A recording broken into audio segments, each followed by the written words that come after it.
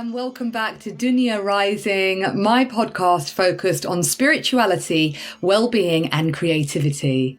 I'm Dunya, I'm a DJ, musician, sound healer and lover of podcasts and just talking in general, and this has to be one of my favourite episodes to date, focusing on an incredible singer and musician, Ayse Roza, who I met last year during one of her gigs in Bristol, and was absolutely blown away by her voice. So raw, so powerful, and really helped me to access my own grief. Ayse Roza uses music as a form of activism to promote Kurdish Alevi rights, and singing is one of the ways that the Kurdish culture has been passed on. She draws on traditional Kurdish styles with a strong blues influence, capturing the sorrowfulness of the oppression of the Kurds with the soulfulness of blues music, and Nina Simone being one of her biggest inspirations alongside Ayse Shan. In this episode, Ayse explains how her music goes beyond just entertainment to actually connecting and channeling the grief and pain of her ancestors. She also talks about music as a form of protest and the oppression of Kurdish people in Turkey, and why so many Kurds have moved to European countries to be able to express their culture, to express their identity, to stand for their rights as language, music and dance has been forbidden. In this episode, we explore homeland, identity, female empowerment, spirituality and the power of music for healing. She also gives huge credit and praise to her friend and musical collaborator Cenk Şanlıoğlu, a profound guitarist and massive supporter of Ayse. And I'm so excited to play a live recording of Ayse at Karaca Music at the end of this episode. And here are some of my favourite quotes. I think what really inspires me about my music is that there's a lived history of sorrowness, of being forced to leave your homeland. I felt at that moment that I was able to connect to my ancestors, to my culture, to those sounds that were forbidden, to those words that were forbidden, and I was able to give it voice. I lose myself to my, to the depth of my inner self.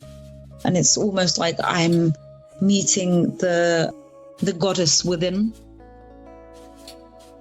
You want to be able to kind of show like how art can provide that space of understanding other communities, other cultures.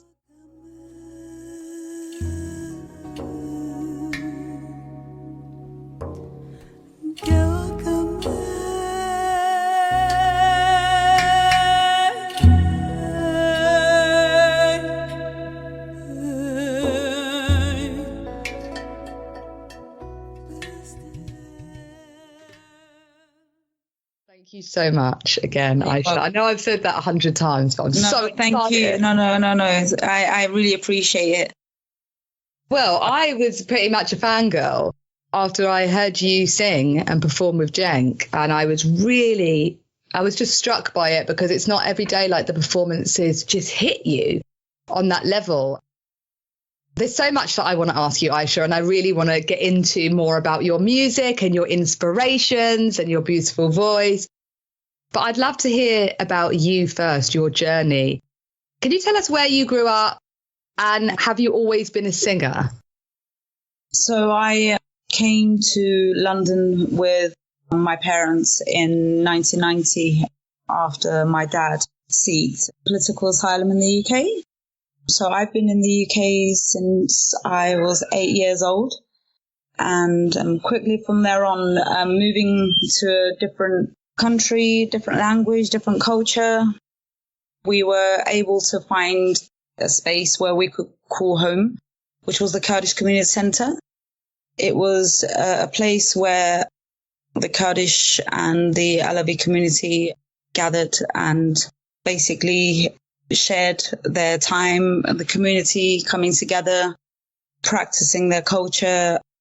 For example, folk dance lessons was something that my parents had sent us to, me and my siblings. That was a lot of fun. And from there on, growing up in the community centre, I was able to kind of find a space where I could express myself and be a part of my culture, being obviously thousands of miles away from your home. That space allowed us to be ourselves. It was comforting to be in that space. So it also kind of gave us the ability to express ourselves in terms of our identity. I suppose what I was interested that you picked up on there was that being able to express yourself freely, that feels so important as a creative. And I know that it's quite vulnerable sharing our creativity. And it seemed like for you were able, from a young person, being in that community centre, to express yourself freely. Is that where you first started singing? Yes. I basically was a long-term member of the Kurdish folk dance group at the community centre. I loved it so much that it became the centre of my life. I continued for a number of years, and I then basically built up on learning more and more. And I became a member of the Kurdish Folk Dance European Committee. That's amazing. And I started teaching folk dance from there on. And then I started playing the dahul, which is the Kurdish drum, which you dance to through the folk dance, which is called halai. It's such a broad traditional way of dancing. So it's when you look at Kurdistan, you'll see that different parts of Kurdistan dances are traditionally danced in different ways, and they all have different meanings. It's one of the most important forms of culture practice in the Kurdish history, in the Kurdish culture.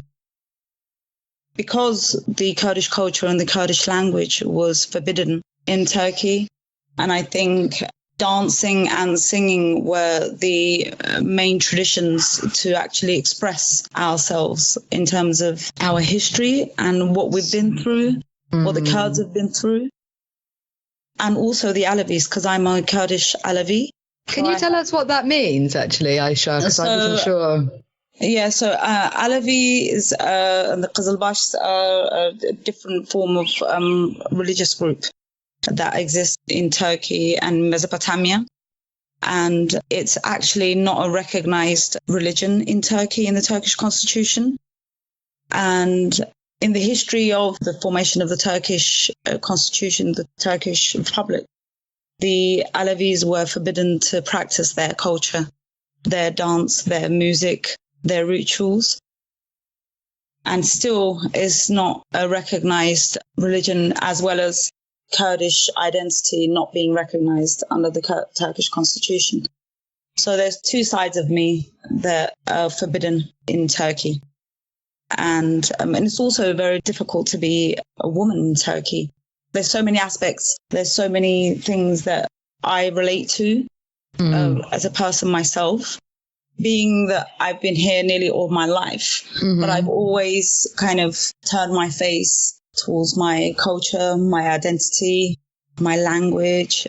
And one of the reasons why I'm not fluent in Kurdish is because Kurdish language was forbidden in Turkey.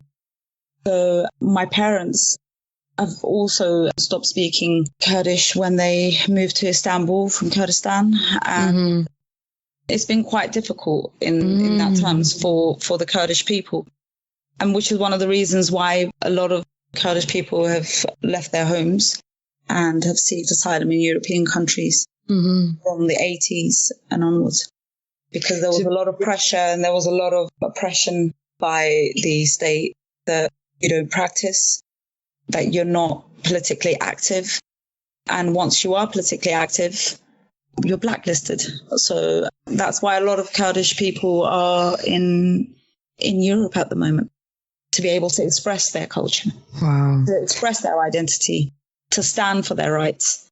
So powerful. Yeah. It reminds me of how much art is a form of rebellion, is a form of activism. And it's really powerful to hear an artist, a singer, a creative talk about this in a way that it goes beyond just kind of surface level reasons to sing or write lyrics or bring art to the people. it's actually about keeping a culture alive. And I feel so moved and quite angry hearing about, you know, the language being forbidden, the dance being forbidden. And I really can't imagine what that's like to then have to fight to keep that culture alive, especially with the language as well, because so much of our codes and rituals are within the language too.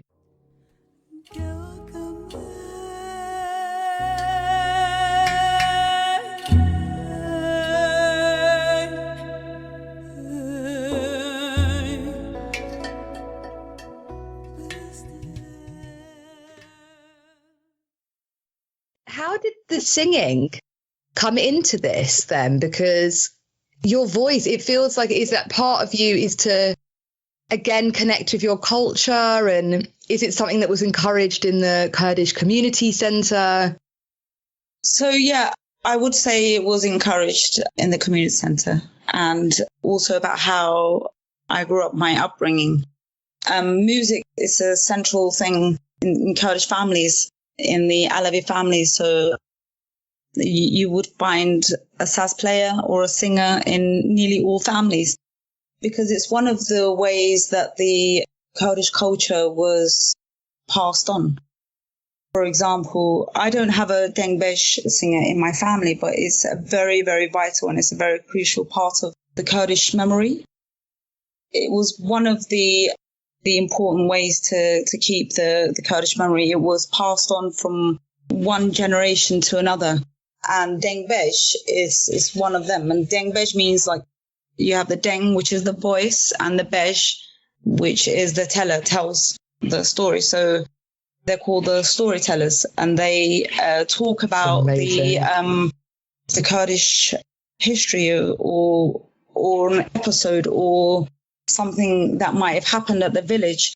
And the dengbesh basically talks through that by singing. Okay. And it's thereon passed on. Basically, it has hundreds and thousands of memories in dengbesh about the Kurdish history. So because we don't have written history of the Kurdish culture, but we have dengbesh, we can say that the known stories of the Kurdish culture, we actually owe it to the dengbejans, the dengbesh. Wow. And there's also a way of expressing your inner self through dengbesh. They would also mourn through dengbesh because it would also tell sad stories.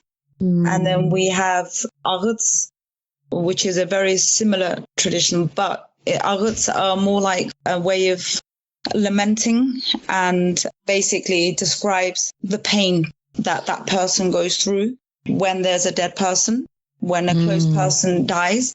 It's like a ritual kind of ceremony kind of way of telling that person's life. What was the name for that? Sorry, Ayse. Aghat. It's Agit. It's lamenting. Aghat. A way of expressing that grief. Yeah, so it's basically folk songs that done in a very sorrowful way. It's crying and it's expressing that person's feeling about the person who passed away. That relationship to death feels quite intimate if you're able to really express the pain and grief and sing about it. Yeah. Sometimes I find in Western culture there is a lot of fear around death, and it's kind of, it can feel really formal, you know, the whole funeral process, but this feels really intimate. Yeah, so it's more like it's a form of grieving, and it's a form of showing your sadness and your sorrow for the person that passed away. Through that tradition, you can see that the culture is actually maintained and it's kept and it's being passed on. And I think it's very powerful in terms of really understanding where you come from. Yeah. And especially being a person that grew up in London, it's important for all of us to really keep that and to understand and pass it on. It's so powerful that you're saying this, Ayse, because I've just felt, more as I grow up as well, this deep need to connect to my culture in Morocco. And I haven't been to Morocco. I haven't met my family. I don't see the important members of my family to retain that culture. And I've had this longing to really connect with my ancestors in that way. And part of that, it was almost like this longing, it's like, share your music with me. Like I almost wanted to hear the songs from Morocco because it felt like that's how I can connect. When I sing, I almost feel like I connect with my ancestors. In a sense, it's very spiritual kind of connection with my history and with my ancestors. And it's very, very powerful. And it does empower me as a Kurdish woman who lives in London. So I want to be able to kind of contribute to that. I want to be able to contribute to the culture, to the songs, to music. And I've been able to do that through folk dance as well. And so singing and dancing as well. That's amazing. Yeah. I don't do as much dancing as teaching dancing as I did, but weddings and community gatherings and celebrations, I make sure that I am part of that and I attend to that because I think it's a way of preserving that. Yes. And being a part of it is actually contributing to the preservation of your culture. And I think we all need a space where we can express ourselves. Definitely. And these kind of spaces, like community spaces, like weddings and ceremonies. And I go to funerals as well, where I see the practice of art. Women do practice the tradition of art. And while that happens, I actually connect to all those women, because art is mainly practiced by women. There are men who do it, but art is, you can see in history and you can see through the practices that it's practiced by women. And when I see that, I feel like I'm connecting. And it's just so embedded in me that I feel it. And when I feel it, I actually transcend that into my music. Yeah, I'm really struck by that because especially when you said that that it's mainly practiced by women, that feels really empowering because I feel that when I've tried to connect with my culture, there's a level of like, I deeply want to connect to my culture, but then there's a level of where it feels like a patriarchy where like some of the practices are only by men. For example, like I thought, okay, let me try singing in Arabic and like, I'd love to sing the call to prayer and really connect to the divine. And also actually only men do that. And it just kind of felt like, I'm really trying to connect. And then there's that sense of I don't belong still. But that feels really beautiful that it's like, that's actually a ritual with women. And I think it's giving that we live in a patriarchal system. When you see women doing these, I really think it puts women in a place where we are powerful and we can do things that mainly told that we can't do. To a certain level, I think that's wrong. I think we can change it. Although there are things in society, in cultures where women are seen as second-class citizens. But with the Dengbesh tradition, you'll see more men practicing the Dengbesh. Okay. But then in the 1950s and the 60s, you saw women doing Dengbesh. So you have Ayse Shan, Maryam Khan practicing Dengbesh. And I do say that we don't have a lot of written history, but in the Yerevan radio, you saw that there were Kurdish singers because it was forbidden to practice or to keep any kind of recorded Kurdish music. So Yerevan radio was one place where in the 1950s gave voice to Kurdish music. Amazing. And you can still listen to them on YouTube. You can get to listen to these recordings, which I find fascinating because you actually get to hear the Kurdish history, the Kurdish sound, the Kurdish voice. Wow. Because Dengbesh voice has a distinct and unique style of singing voice tone. Okay. And you get to hear that for the first time. And I find that quite magnificent. It's being practiced in the villages. You can see it, you can hear it in ceremonies, men and women singing Dengbesh. So I think Yerevan radio has a very, very significant role in keeping the Kurdish Dengbesh kept history. It's beautiful to hear it. You said as well that there's a specific tone as well that they use, because this is what I'm finding really powerful about everything that you're saying, that it's through the power of storytelling and music that the culture is kept alive. And and we know that from our ancestors, this is how our traditions and our rituals have been passed down. But it just feels so magical that it's like there's this force of oppression, and yet the strength of the people and the integrity of the people to keep the language, to keep the codes coming through. I was so fascinated that you said it's a specific tone, because I thought maybe anyone could be Dengbej if they remembered all of the songs, but actually it's also a specific tone too.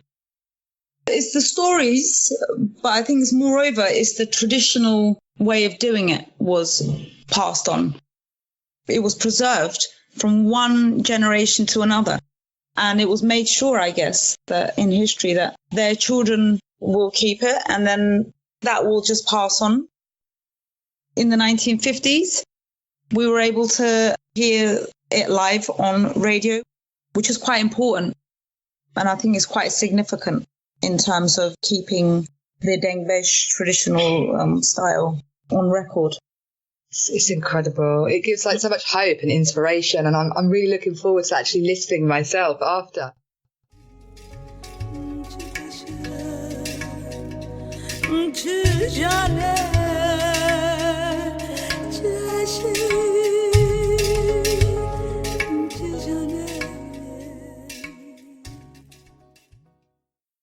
It almost feels like destiny that you would be a singer, because it's so embedded within the culture. You're growing up being raised in this community centre, which is very much keeping about the traditions alive.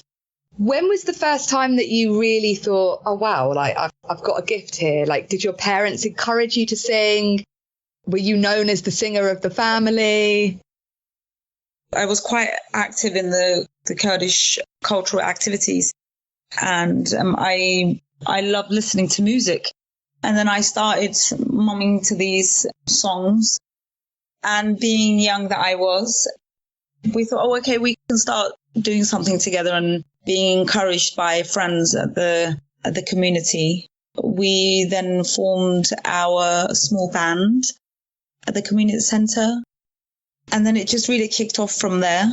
And then I started becoming more and more interested in the music side of my culture, because I was more kind of like into dancing and playing dahul and the costumes and really researching about the folk dance and the history of it. And then I became more interested in music from there on. And as life can get difficult, things get in the way. So I would say I haven't been doing music for a very long time. Yeah. Wow. That's really special then, that it's something that you kind of had this passion for growing up, but then you just sort of stopped for a long time. That must have meant a lot then when you first came back to singing. But then I was active in the kind of the political side of the Kurdish question. What do you mean by that? So I was involved in diplomacy work for Kurdish human rights. Basically, I was petitioning, I was campaigning. I really think that really empowered me as a person. Through that, I learned more and more about what the Kurdish people and the Alevi people had been going through throughout history. And when I slowly kind of moved on to music, I thought I can do this through music. I can stand up for my rights through music, for my people's rights. I mean, I live in London, so I'm okay. But there's my homeland that I need to think about, that I need to turn my face towards to. So I thought music would be a way for me to carry that on. So inspiring. Really, just so inspiring. Because I'm just thinking about the intersections of your identity. And you spoke in the beginning how powerful and how important understanding your identity was.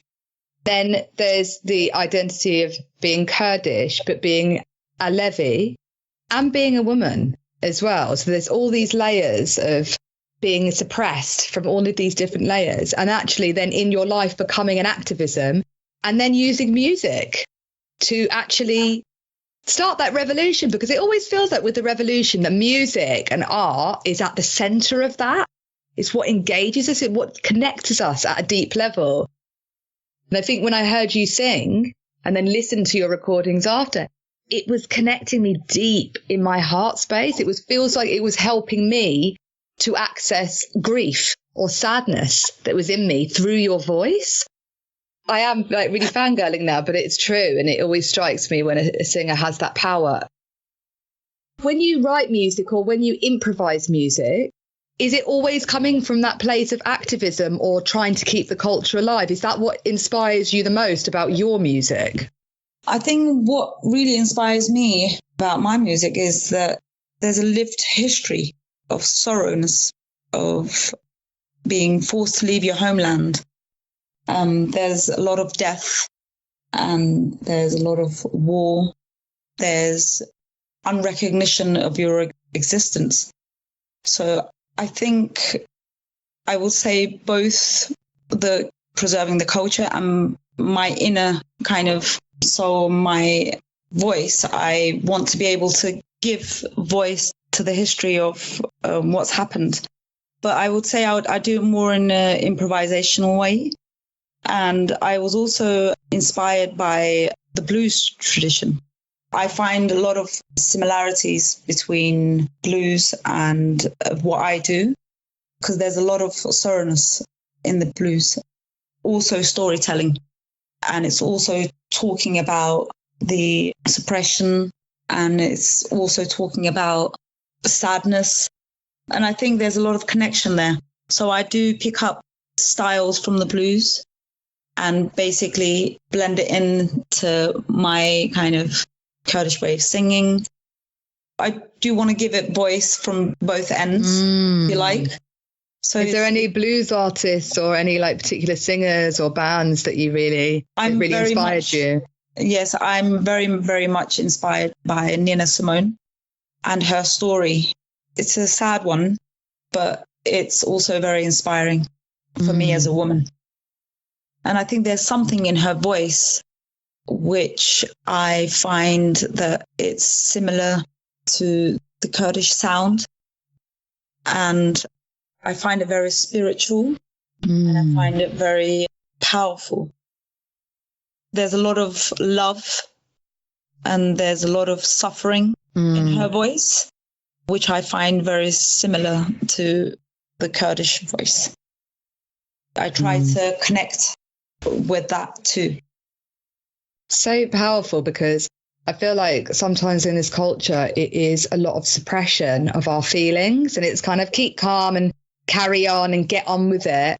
And a lot of people are really struggling with their mental health or struggling to express themselves. And it feels like your music or other artists enable us to access that grief.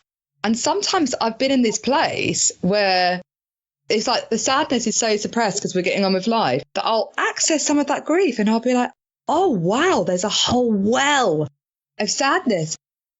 And sometimes that doesn't even feel like just me. It feels like the sadness of my ancestors. It feels like the people that have come before me that comes into that. So when you talk about music in this way, I just think it's so beautiful and important that we can connect with artists like you and music like this to really feel and go deeper.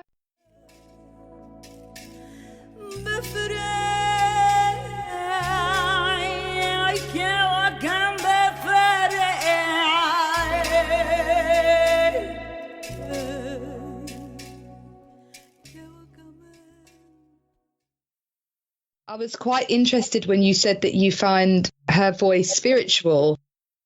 I wanted to ask you that about yourself. Like, are you a spiritual person, and does that translate into your music too?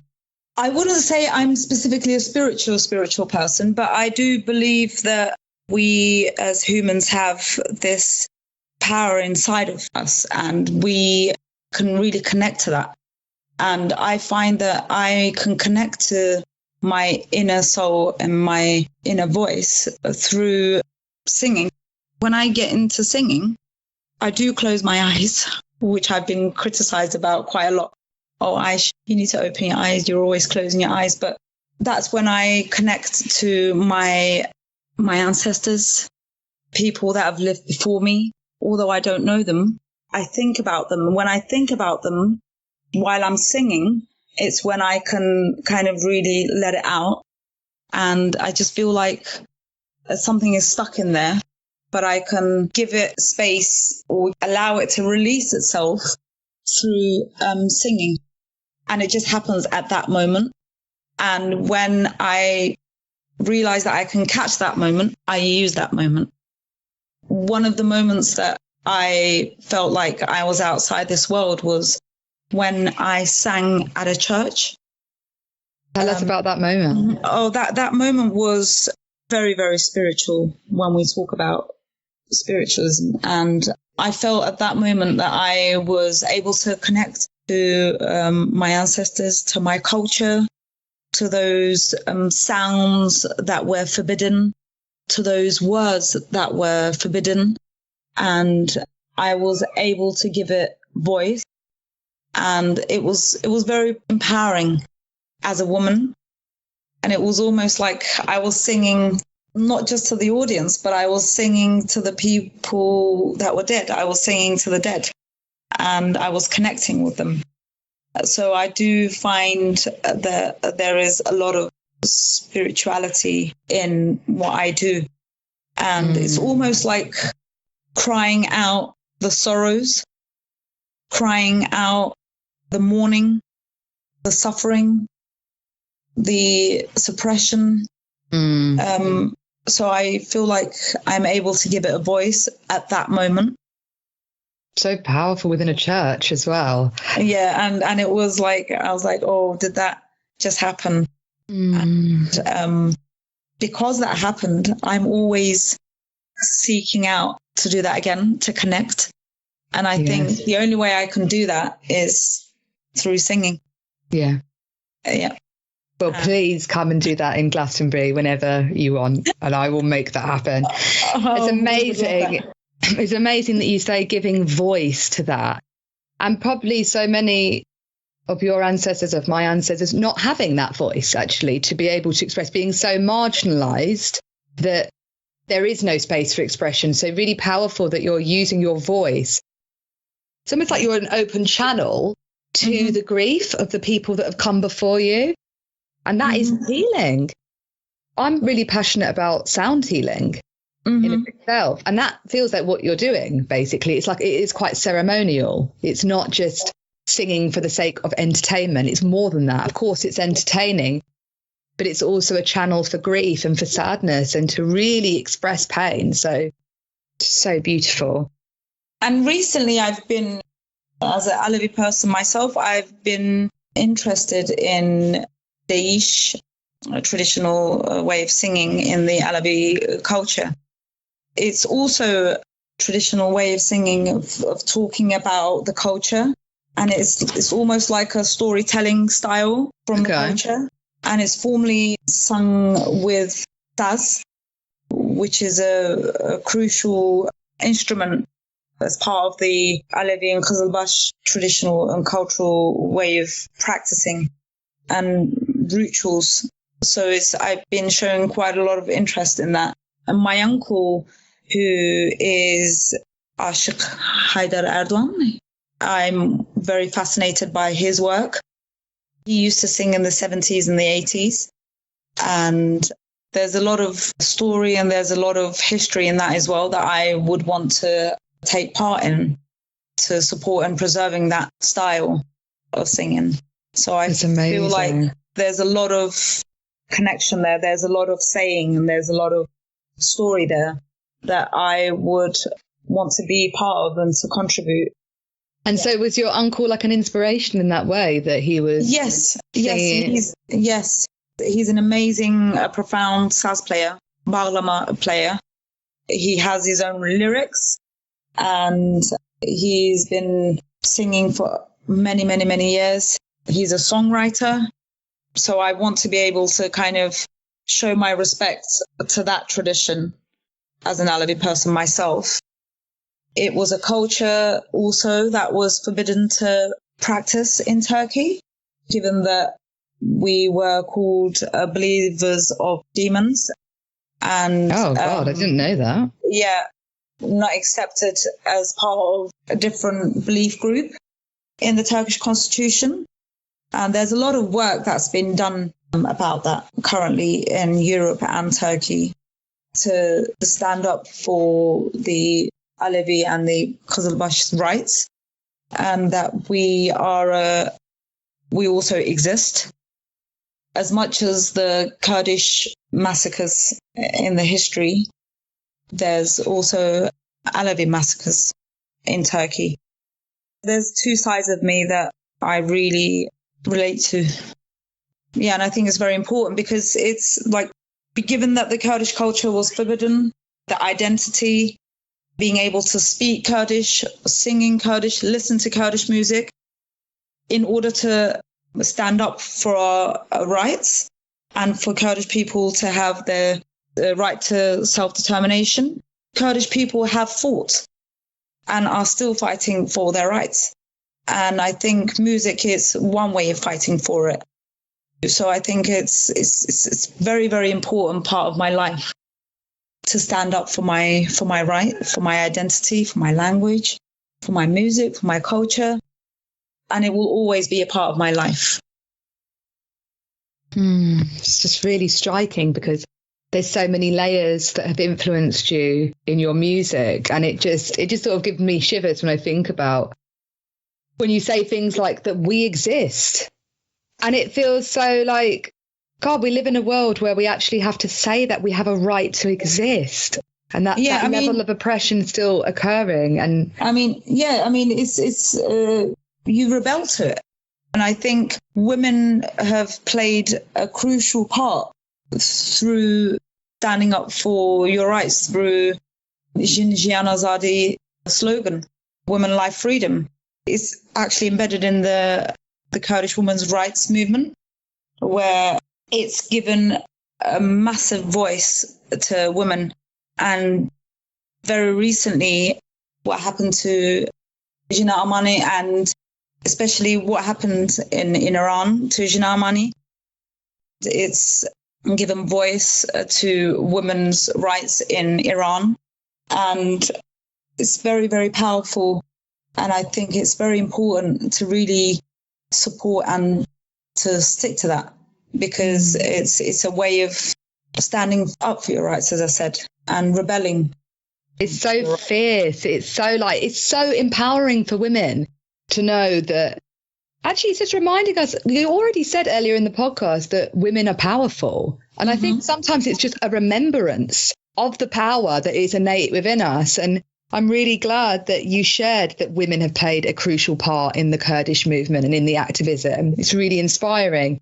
And also a reminder, because with the horrific situation that's happening in Iran, that actually the slogan Zendegi Azadi is Kurdish. And that's a really important reminder for people as well, because even within the mainstream media, it's kind of, I don't think that's really heard, and that part is really heard, or people don't remember that, or people don't know that, you know, she was called Mahsa Amani, but actually that was the Iranian name, but she's not allowed to use her Kurdish name, Jina Amani. So I'm really glad. Jina was the name that was given to her by her family. Yes. And Jina is a Kurdish Iranian, she's a Rojavati woman. And it's quite sad not to hear or see on media that she was a Rojavati woman. She was a Kurdish Iranian woman. And that Jin Jiyan Azadi comes from the Kurdish women's rights movement. But I feel like it's my duty, people the likes of me should voice that, should be able to talk about that, because that's where it lies. That's where the history of Jin Jiyan Azadi comes from. And I think it's beautiful to see that existing in in Iran. But I think that it should be told.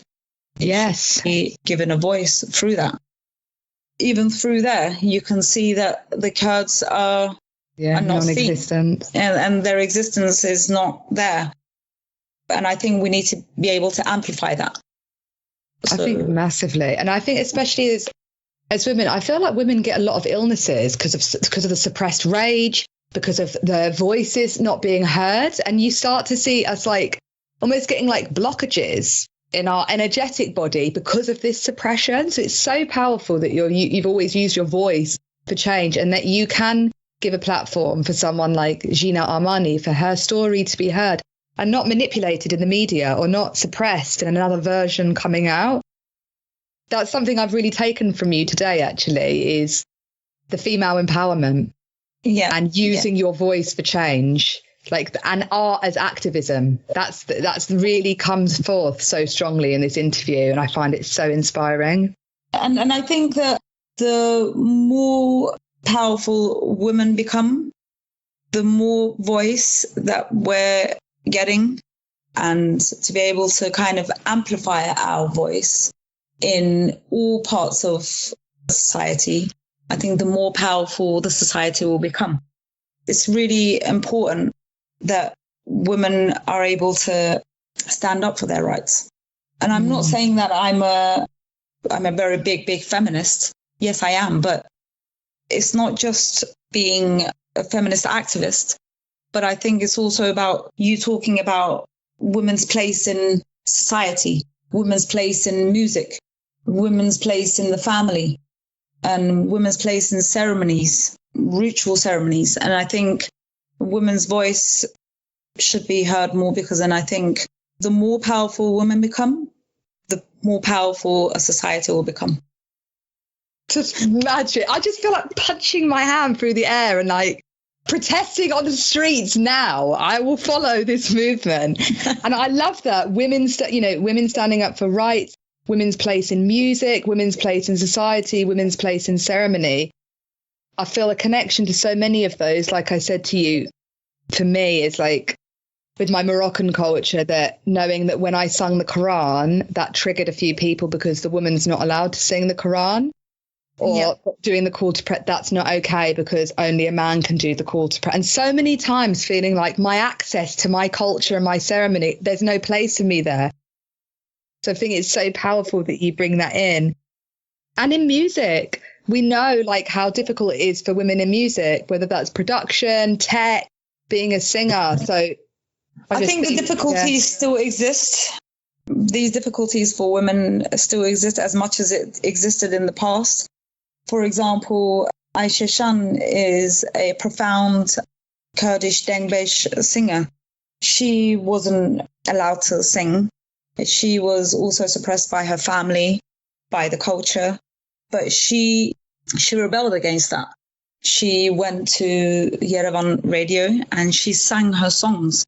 And I find that quite fascinating because it's inspired a lot of women. It's encouraged women, and I believe that women can encourage women through music, through different forms. And I think it's really important to really keep that in mind while we're doing the things that we do. And we should never forget what women have been throughout history. And I think it's so empowering that it keeps you going. And it keeps your belief going. You believe in it more. You start to believe in yourself more. The more you read about history of women, the more empowered you become. I think it's crucial. And I think women can influence each other.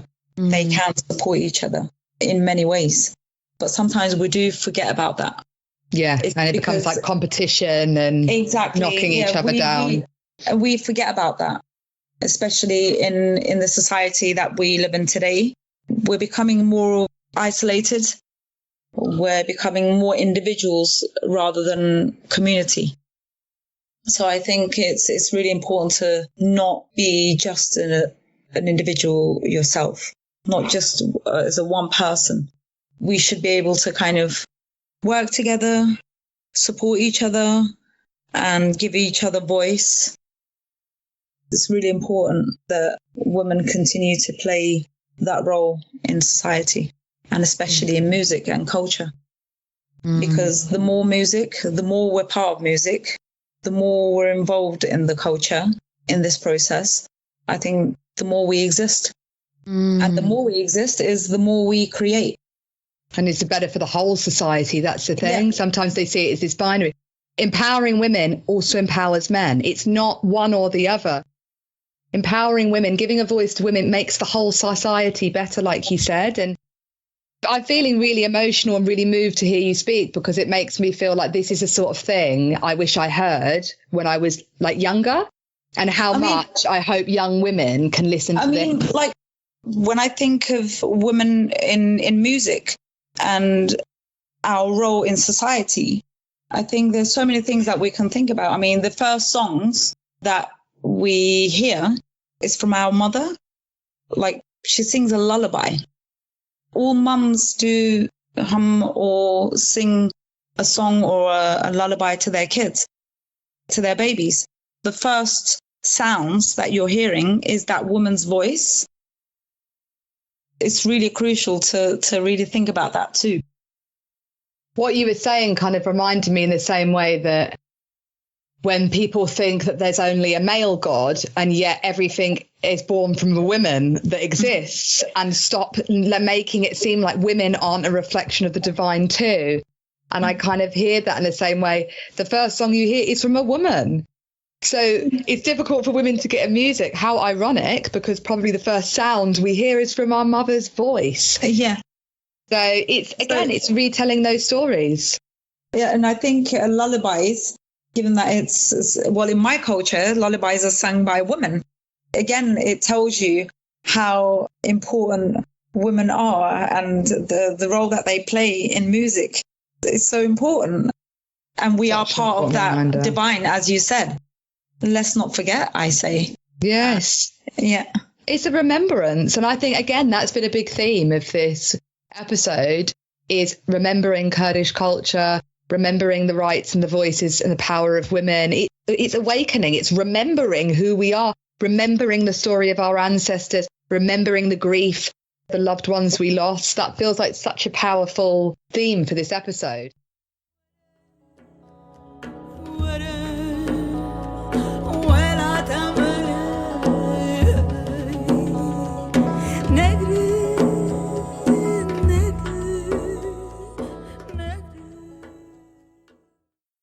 One thing I really wanted to talk to you about, knowing the vulnerability of creativity and how hard it is to be a creative, especially as a woman and all the intersections that you're living with, but how nice it is when we have that person that's in our corner and that really believes in us. And you collaborate with the incredibly talented musician Cenk.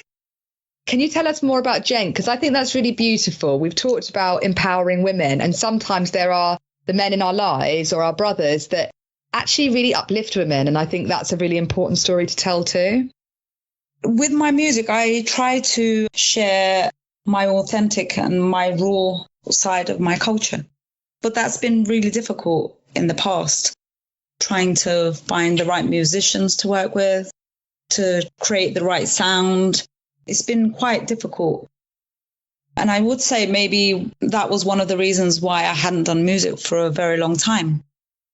So I met Cenk Şanlıoğlu, who is a profound guitarist who moved to London from Turkey.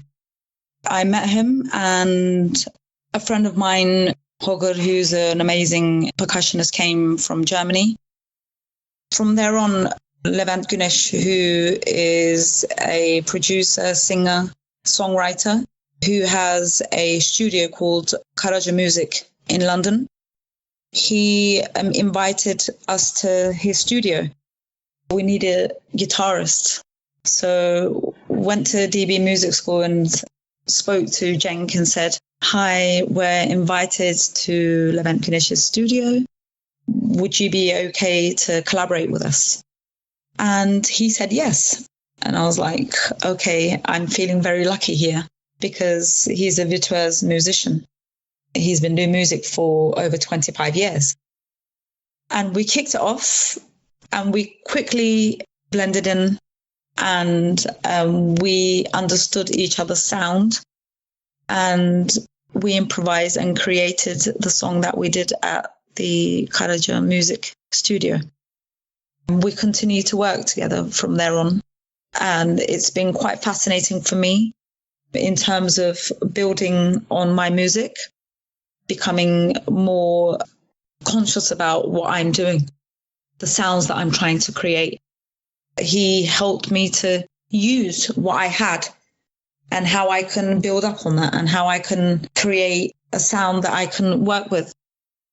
Also very helpful for me to break my insecurities.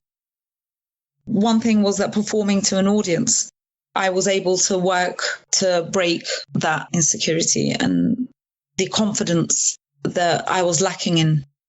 Through music, I was able to break that. And Cenk has been a very important person in doing that.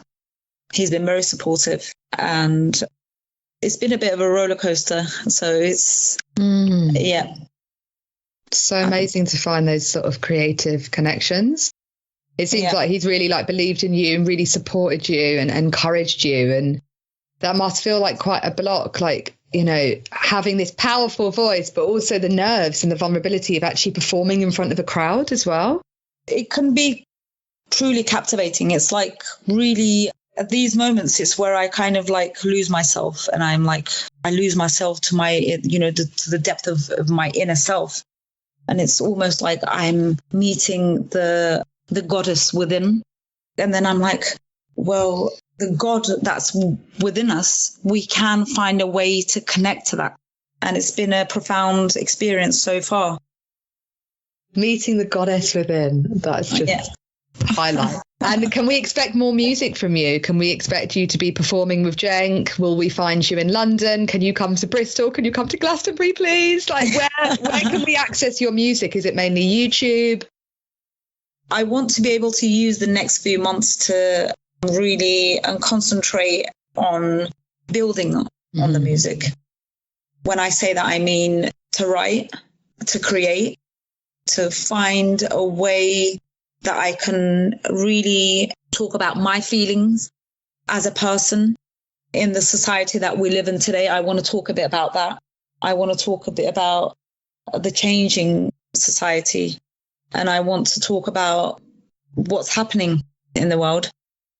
So I want to go into the creating process in the next few months. There will be gigs here and there. And yes, we would love to come to Glastonbury or Bristol again. We need it. It's the music is so healing. It's so powerful. You want to be able to kind of show like how art can provide that space of understanding other communities, other cultures. And I think it's very important to keep it alive. And I want to be able to give Kurdish music and Daesh music, ballad music, lamenting music, lullabies. I want to be able to give it a voice in the UK and especially in the London music scene. I want to be able to create a space for that. I think your mission is amazing, and I love your passion for not only the music, but the power of music to keep the culture alive, to share traditions and rituals, to empower women. I love this mission. I feel really inspired by it, and the big message being giving a voice to that as well. And I'm so excited to see the next steps. I really just see you taking off, and just to capture you in this part of the journey and get to interview you. I'm so grateful. So thank you so much, Ayse. Thank you so much, Dunya, for giving me this moment to talk about the Kurdish culture, the Kurdish music. It's really important, especially nowadays, that what's happening in the Middle East. It's very sad to see what's happening at the moment. Currently, the Kurdish people are still being suppressed by 4 different parts of Kurdistan, and especially what's happening in Rojava at the moment. It's really sad to see what's happening and not to see that there's a solution to all these problems. Hopefully, music will heal And I think music is a healing tool for our sufferings. So I want to say thank you very much for giving me this opportunity to talk about this. And you give us that hope in what you're doing by keeping the culture alive, by talking about your people, your ancestors. This is the hope that we need by sending love and prayer and song into the world. This is what the world needs. This is part of the healing. So thank you so much. Thank you, Dunya.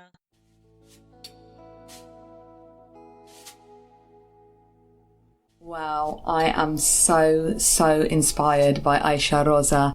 I really hope you enjoyed listening to this wise woman as much as I did. Please check out the links in the description to find out more about Ayse and her music. I've also left links for more information about Erivan radio station. Like Ayse was saying, throughout the years when the Kurdish language and culture were banned in Turkey, Radio Erivan served as a bridge between the Kurdish people and their culture. And now I'm so excited to play a live recording of Ayse at Karija Music with Cenk Shanla Orlu on guitar and Hogir Gurigan on percussion. Thanks so much for listening.